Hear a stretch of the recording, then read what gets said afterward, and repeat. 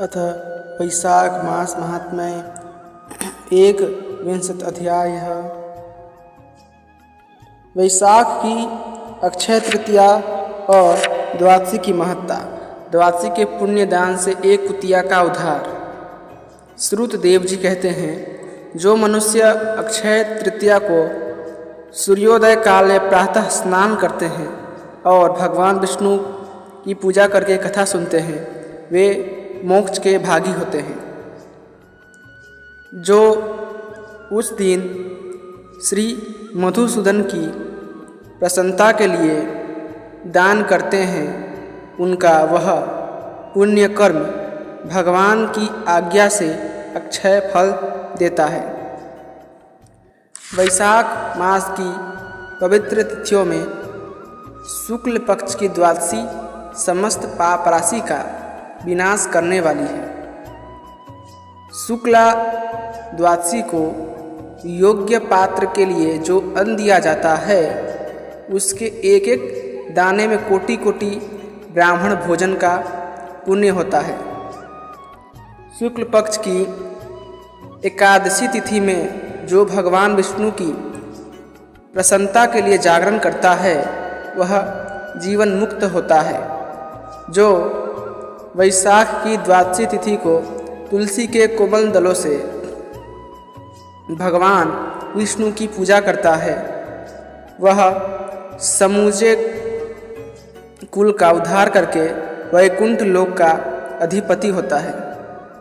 जो मनुष्य त्रयोदशी तिथि को दूध, दही, शक्कर, घी और शुद्ध मधु, इन 5 द्रव्यों से भगवान विष्णु की प्रसन्नता के लिए उनकी पूजा करता है तथा जो पंचामृत से भक्तिपूर्वक श्री हरि को स्नान कराता है, वह संपूर्ण कुल का उद्धार करके भगवान विष्णु के लोक में प्रतिष्ठित होता है। जो सायंकाल में भगवान विष्णु की प्रसन्नता के लिए शरबत देता है, वह अपने पुराने पाप को शीघ्र ही त्याग देता है। वैशाख शुक्ला द्वादशी में मनुष्य जो कुछ पुण्य करता है, वह अक्षय फल देने वाला होता है। तथा प्राचीन काल में कश्मीर देश में देवव्रत नामक एक ब्राह्मण थे। उनके सुंदर रूप वाली एक कन्या थी, जो मालिनी के नाम से प्रसिद्ध थी। ब्राह्मण ने उस कन्या का विवाह सत्यशील नामक बुद्धिमान द्विज के साथ कर दिया। मालिनी कुमार्ग पर चलने वाली पुंसचली होकर स्वच्छंदापूर्वक इधर उधर रहने लगी। वह केवल आभूषण धारण करने के लिए पति का जीवन चाहती थी, उसकी हितैषणी नहीं थी। उसके घर में काम काज करने के बहाने उपपति रहा करता था। सभी जाति के मनुष्य जार के रूप में उसके यहाँ ठहरते थे। वह कभी पति की आज्ञा का पालन करने में तत्पर नहीं हुई। इसी दोष से उसके सब अंगों में कीड़े पड़ गए, जो काल, अंतक और यम की भांति उसकी हड्डियों को भी छेदे डालते थे। उन कीड़ों से उसकी नाक, जिह्वा और कानों का उच्छेद हो गया। स्तन तथा अंगुलियां गल गईं। उसमें पंगुता भी आ गई। इन सब क्लेशों से मृत्यु को प्राप्त होकर वह नरक की यातनाएं भोगने लगी। 1,50,000 वर्षों तक वह तांबे के भांड में रहकर जलाई गई। 100 बार उसे कुत्ते की योनि में जन्म लेना पड़ा। तत्पश्चात सौवीर देश में पद्मबंधु नामक ब्राह्मण के घर में वह अनेक दुखों से घिरी हुई कुतिया हुई। उस समय भी उसके कान, नाक, पूंछ और पैर कटे हुए थे। उसके सिर में कीड़े पड़ गए थे और योनि में भी कीड़े भरे रहते थे। राजन, इस प्रकार 30 वर्ष बीत गए। एक दिन वैशाख शुक्ल पक्ष की द्वादशी तिथि को पद्मबंधु का पुत्र नदी में स्नान करके पवित्र हो भीगे वस्त्र से घर आया। उसने तुलसी की बेदी के पास जाकर अपने पैर धोए।